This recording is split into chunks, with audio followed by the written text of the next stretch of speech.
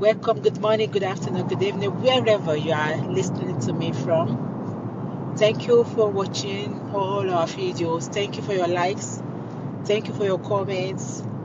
We appreciate you. Honestly, we appreciate you. And if you're new here, we're happy you find us.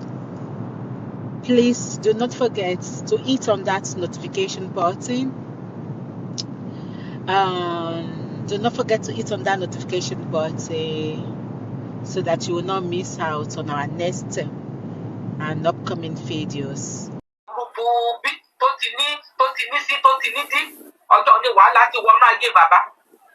Àgàgà àwọn tí iṣẹ́ tíríkù ti kà náná ń jẹ́ ọjọ́ kan ti wọnú ayé bàbá náà ti fínísì bàbá.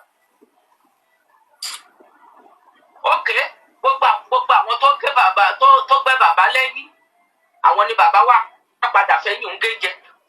Ẹ mọ̀ nǹkan tó ṣe fún Latisnẹ́ lẹ́nu ọjọ́ mẹ́ta báyìí ẹnjìníà Latisnẹ́ ó gbà ẹnjìníà tó ti bá Latisnẹ́ ń ṣiṣẹ́ látọdún gbọ́n hàn bàbá tún gbà á. Latisnẹ́ yẹn ló dẹ̀ kọ́ bàbá òun ló fi iṣẹ́ orí kọ́ òun ló gbé wọ stúdíò tó fẹ́ bá yé ọmọ ọlọ́mọ jẹ́ kalẹ̀ ní ẹ̀wọ̀n orí tó kọ fọ́mọ yẹn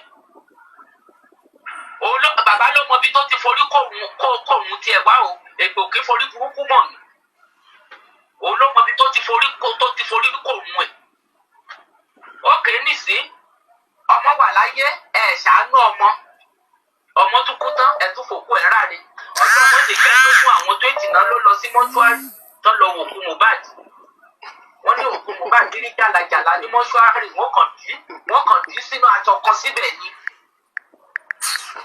mo tún gbọ́ ǹgbà tí tẹ̀yìn pẹ̀lú Primeboy sọ̀rọ̀ Primeboy ní òkú Mohbad ló ti da skeleton ní mọ́ṣúárì ṣé àwọn ọmọ ní ká pé àwọn ilé ìbáyẹn àbí agbé agbá. Kìnìún yẹn dìbò gan ó dì í. Bí abiyamọ ni ká pè wọ́n àbí abíagbá.